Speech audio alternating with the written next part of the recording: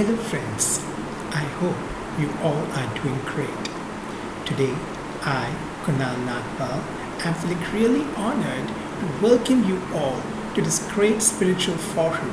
Let's explore our inner world. And it's my eternal honor to share the blissful pearls of divine wisdom with all of you. Dear friends, as the title of my forum suggests, inner world, to explore the beauty of the inner world, why do we really need to admire that inner beauty? The first step is to explore, and the second step is to appreciate its true original beauty.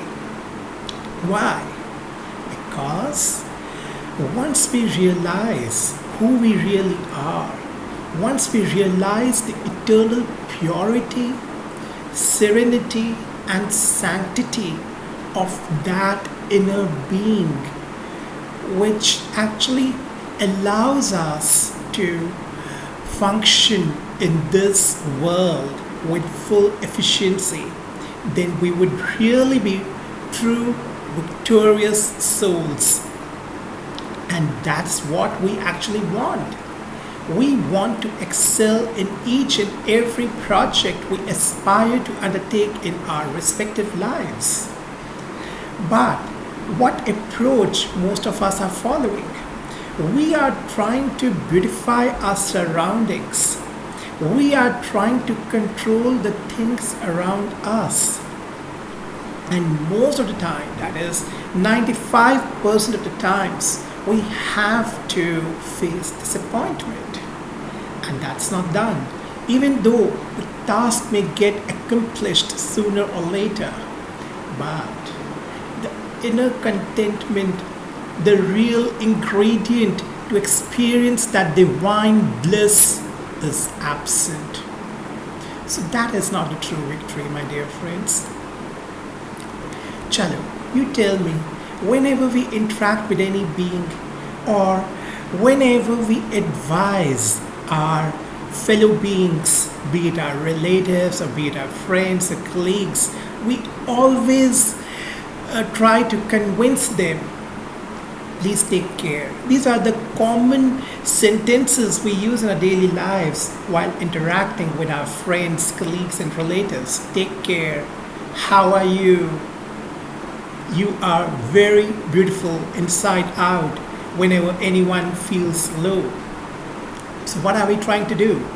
Being the eternal well-wisher, because that's our real trait of being the world benefactor. Being the eternal well-wisher, we actually wish for their well-being, even though we want that person to accomplish and actually achieve the laurels of success in whatever task or whatever materialistic desire they are having. We wish them all the best, but we give a lot of priority to their overall holistic health. And according to the World Health Organization, health is actually defined in holistic terms. That is, the effective functioning of the overall body and mind, that is, from the aspects of emotional, mental, and physical well-being. And the baseline is actually the spiritual quotient. It needs to be very high. That is, one needs to be in high spirits in order to be declared as overall healthy. So, my dear friends, that's the only thing we should actually incorporate in our inner selves. First of all, we should radiate that particular feeling. We should actually radiate that particular emotion to our inner being, and for that we need to beautify our inner self. And also, along with this, I would also like to mention, whenever we interact with any person in our surroundings, or whenever we come in the action field in order to perform our duties, we want the things to be presented to us in a very simple manner. We do not like complexities. No one likes. So we should actually try to imbibe and inculcate the divine virtue of simplicity within ourselves. That means we should be very much aligned with proper synchronization of thoughts inside our mind. When we are sorted within, that is, when we are simple, everything is simplified within. Obviously, when we come in action, we will be simple, and everyone would like to approach to us. Like what we also follow.